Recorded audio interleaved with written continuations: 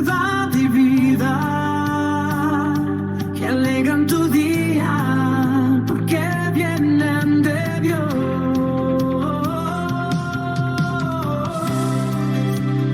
La enseñanza de hoy con Hamler Augusto Gil.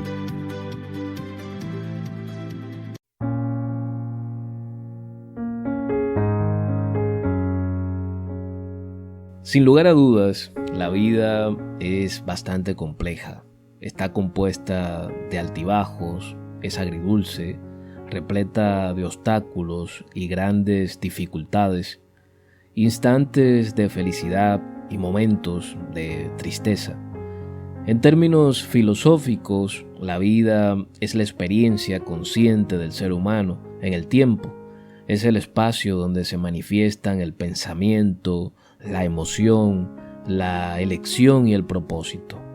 Porque vivir no es solo existir desde el punto de vista biológico, sino darle sentido a la propia existencia.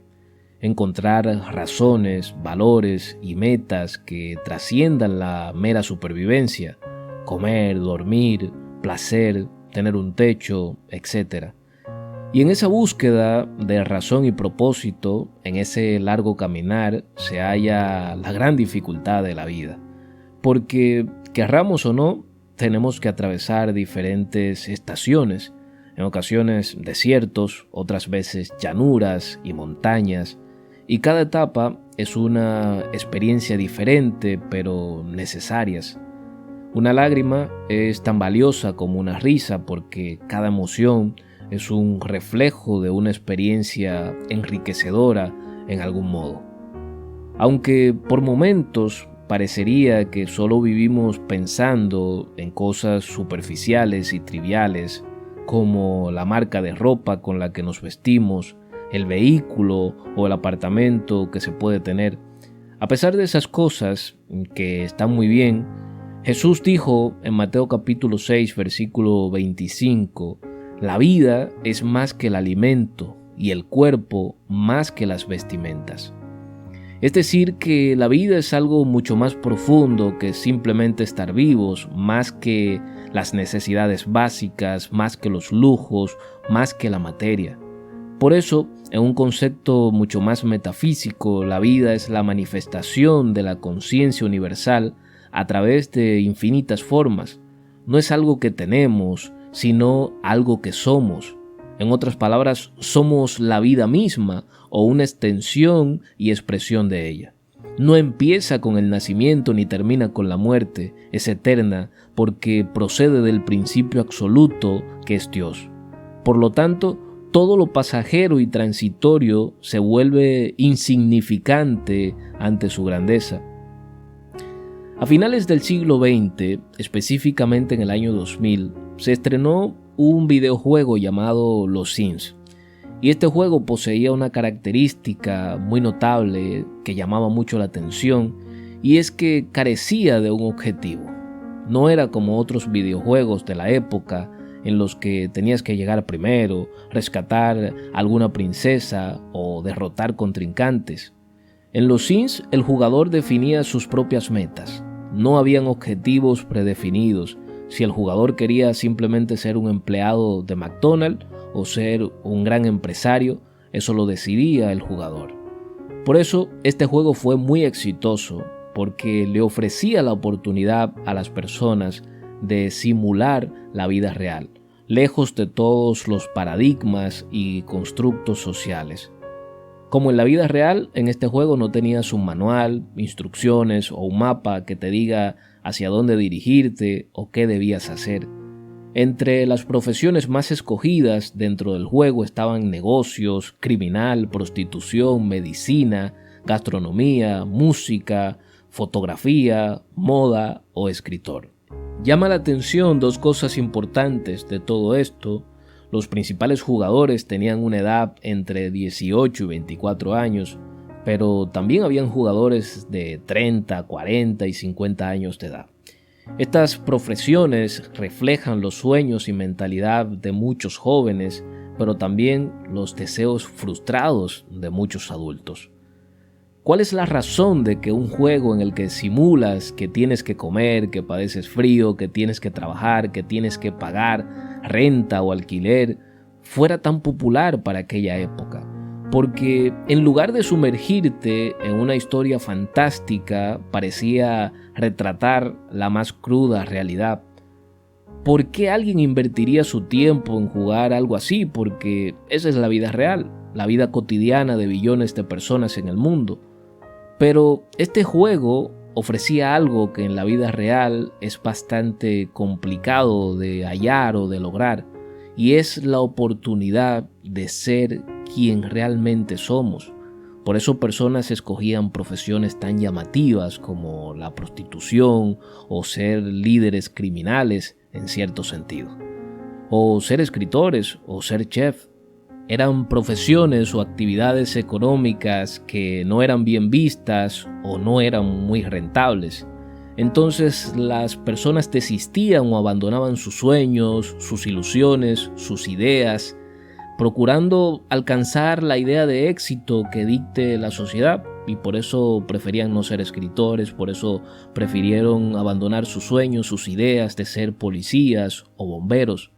Por eso, en ocasiones, entonces te estancas y esperas alguna señal que te indique hacia dónde debes dirigirte y qué debes hacer.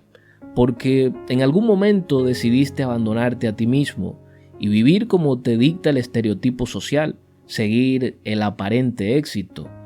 Además de todas las adversidades que nos puede presentar la vida, también tiene trampas que pueden ser mortales a lo largo del tiempo. Trampas que te estancan, que te encierran y te alejan de tu propósito de vida.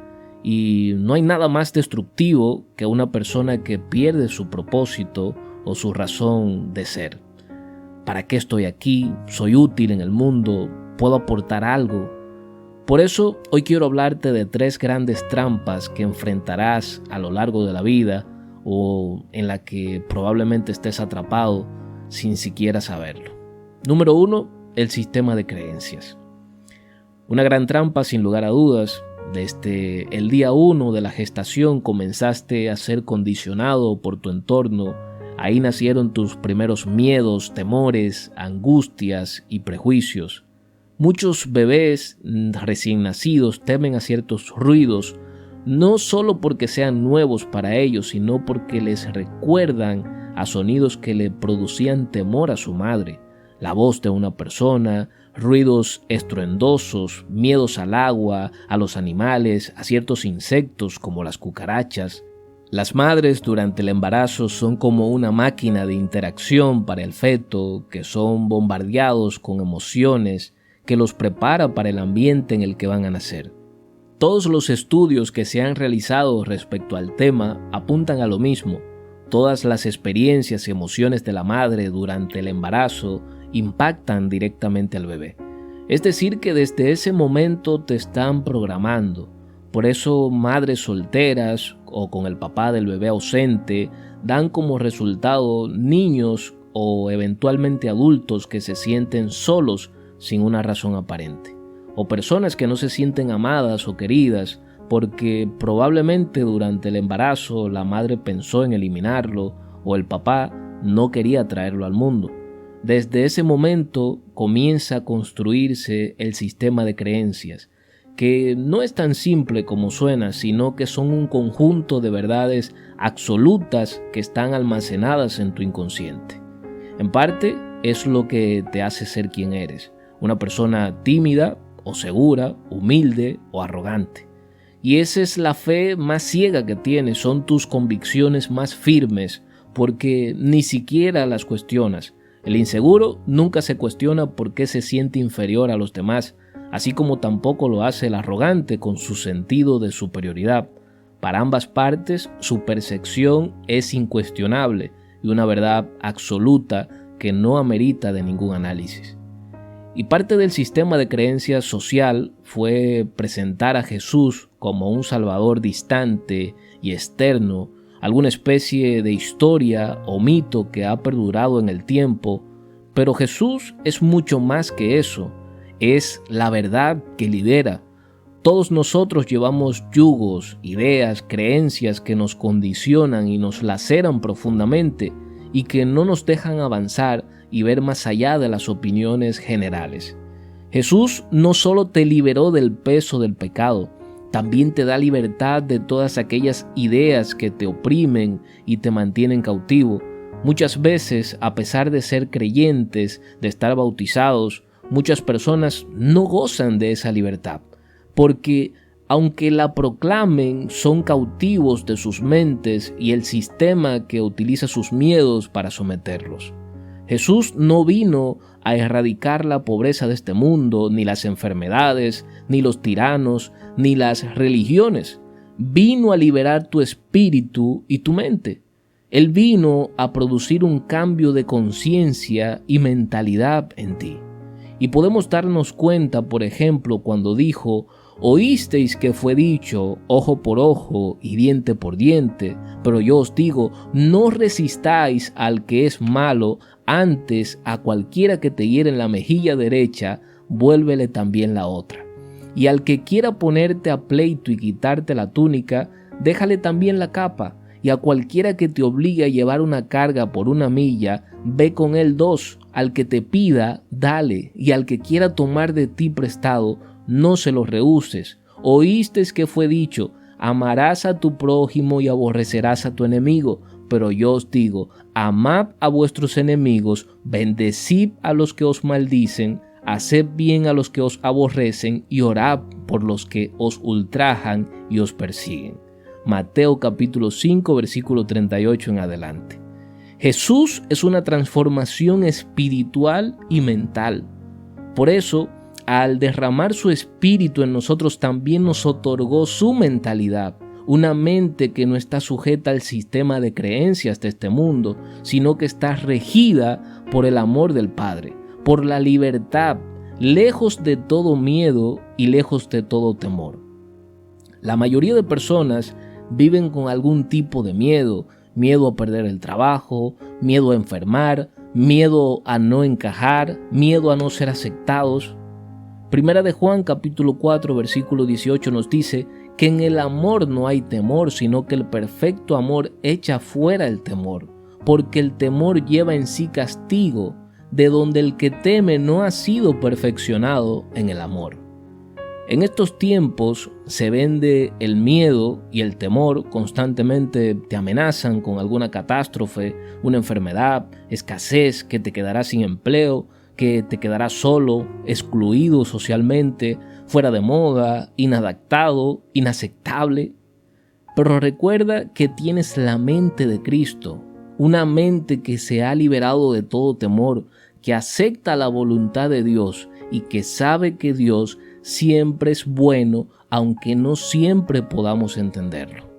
Necesitas abandonar o reconfigurar tu sistema de creencias. Mucha gente no tiene paz, no es feliz por sus creencias.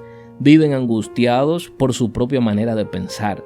Comen hasta 5 veces al día y se sienten pobres. Tienen un techo, familia, fuente de sustento, pero se sienten desdichados porque creen que ser ricos es un tipo de vehículo o un tipo de casa.